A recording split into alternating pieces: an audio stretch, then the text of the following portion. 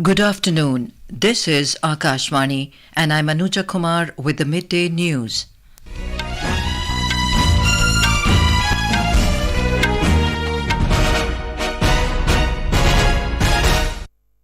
The headlines. External Affairs Minister Dr. S. Jaishankar says India assumes G20 presidency at a time when it is recognized at the global level for its economic achievements, technological and digital advancement. Nation observes World Sanskrit Day. Prime Minister Narendra Modi asks people to celebrate this great language day. Annual Shri Amarnathji pilgrimage culminates in Jammu and Kashmir. In South Africa, 63 people killed in fire tragedy at a multistorey building in Johannesburg.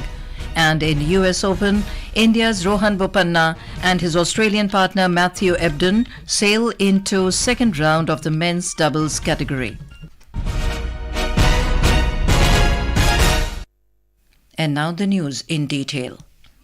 External Affairs Minister Dr. S. Jaishankar has said India, along with the other countries, is in favour of peace. Referring to the Ukraine-Russia conflict, the minister said nobody wants this conflict as it has resulted in a hike in prices of oil, food and fertilizers. The minister said this while addressing an event on G20 presidency and its global impact in New Delhi today. On India's G20 presidency, he said it is different in many ways because the country has conducted it not just as an official program but as a national celebration. He said India has assumed the presidency at a time when the country is recognized at the global level for its economic achievements, technological and digital advancement and talent pool. He added that the country has demonstrated its capabilities in these sectors while laying emphasis on democratic values. The minister said this puts India in a special position and the world has big expectations from the country. When you say that in G20, Vasudhaiva Kutumbakam, when we say one earth, one family, one future, the world believes us. They do not think this is an empty slogan made for a conference. They actually have seen in the behavior of India in the most difficult times, when there were countries who had stockpiled 5-6 times the number of people, they had stockpiled that many doses of vaccine. They would not give it to a small neighbor next to them. And people saw that there was a different country. Talking about the success of Chandrayaan-3 mission, Dr. Jaishankar said it has inspired the world. Principal Secretary to the Prime Minister Dr. P.K. Mishra chaired a meeting of the G20 Coordination Committee in New Delhi. He yesterday took stock of the arrangements for the G20 New Delhi Leaders Summit, including logistics, protocol, security and media-related arrangements. This was the 9th meeting of the Coordination Committee. It was attended by senior officers from G20 Secretariat and Ministries of External Affairs, Home, Culture, Information and Broadcasting and the Department of Telecommunication. For the first time, a mobile app has been developed for G20 called G20 India, which is now available for download both on Android and iOS. On logistics side, drills are being held and dress rehearsals are being planned in the coming days. President Draupadi Murmu launched the state-level program of the Year of Positive Change at Prajapita Brahmakumari Ishwarya Vishwavidyalaya in Raipur today. Chhattisgarh Governor Biswa Bhushan Harichandan and Chief Minister Bhupesh Baghel were also present on the occasion. The President reached Raipur this morning on his 2-day visit to Chhattisgarh. She will attend various programs in Raipur and Bilaspur during these 2 days. The President will attend the convocation ceremony of Guru Ghasidas Central University, Bilaspur tomorrow. Today is World Sanskrit Day. On the occasion, Prime Minister Narendra Modi lauded all those who are passionate about Sanskrit. In a social media post, the Prime Minister said that India has a very special relationship with Sanskrit. He urged people to celebrate this great language and share at least one sentence in Sanskrit. Mr. Modi also shared a sentence in Sanskrit in his post. World Sanskrit Day is observed to raise awareness about the language used by scholars and saints in ancient India to pen several revered books, especially about religious teachings and philosophy. The BJP today came down heavily on the opposition alliance, namely INDIA, ahead of its meeting in Mumbai, alleging that it is a selfish alliance. Briefing media, New Delhi party spokesperson Sambit Patra alleged that this is an alliance of compulsion, not strength. He said such opposition meetings are not new to the NDA, as similar attempts were made ahead of 2014 and 2019 Lok Sabha polls.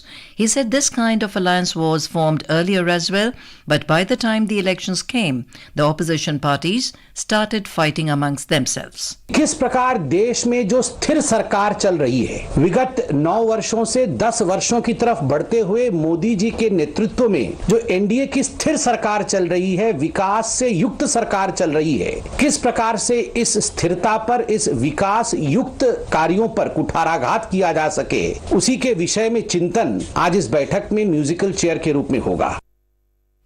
The opposition is holding its third meeting in Mumbai to discuss its strategy for the next Lok Sabha polls. The INDIA alliance is expected to announce a coordination committee, a logo, and panels to draft a common minimum program of the alliance.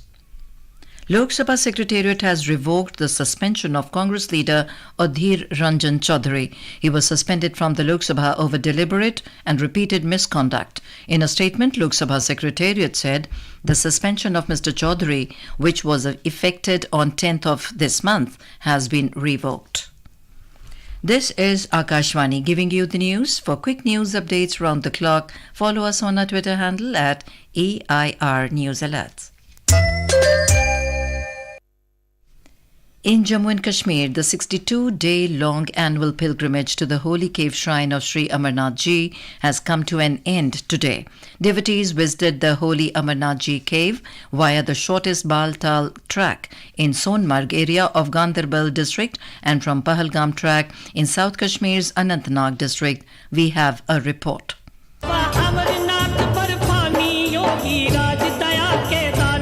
On the auspicious occasion of Shravan Purnima, coinciding the Raksha Bandhan festival today, the holy mace Chhadi Mubarak led by Mahant Dipender Giri reached Shri Amarnathji cave shrine in the early hours today, thus marking the culmination of this year's yatra. On the occasion, traditional rituals and puja archana of the Chhadi Mubarak was performed by chanting Vedic hymns amidst the sound of conch shells that charged and reverberated the whole atmosphere in and around the holy cave shrine, where Lord Shiva had told Amar Katha to his Shakti goddess Parvati. About 4.5 lakh devotees drawn from various parts of the country have paid their obeisance to the naturally formed ice Shivlingam in the cave since its commencement on July 1st this year. Sunil Kohl, Akashvani News, Srinagar.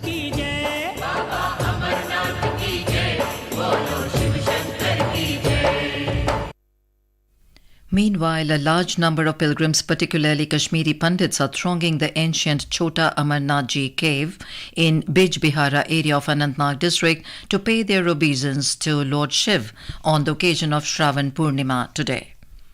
In Uttar Pradesh, the auspicious festival of Raksha Bandhan or Rakhi, showcasing unbreakable and special bond between siblings, is being celebrated across the state. More from our correspondent.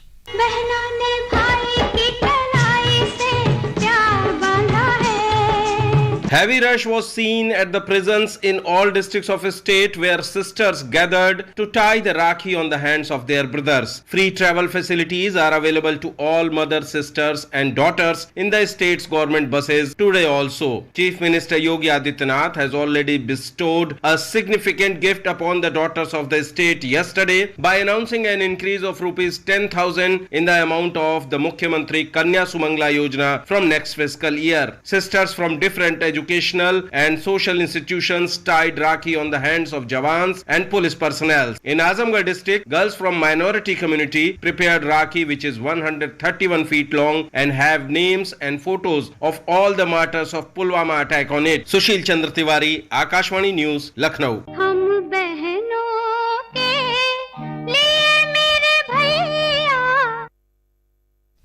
The Ministry of Parliamentary Affairs will organize a prize distribution function for the 33rd National Youth Parliament Competition 2022-23 for Kendriya Vidyalayas in New Delhi tomorrow.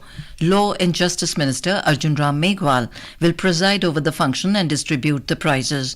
On this occasion, the students of Kendriya Vidyalaya in Chhindwara, Madhya Pradesh will present a repeat performance of their Youth Parliament sitting.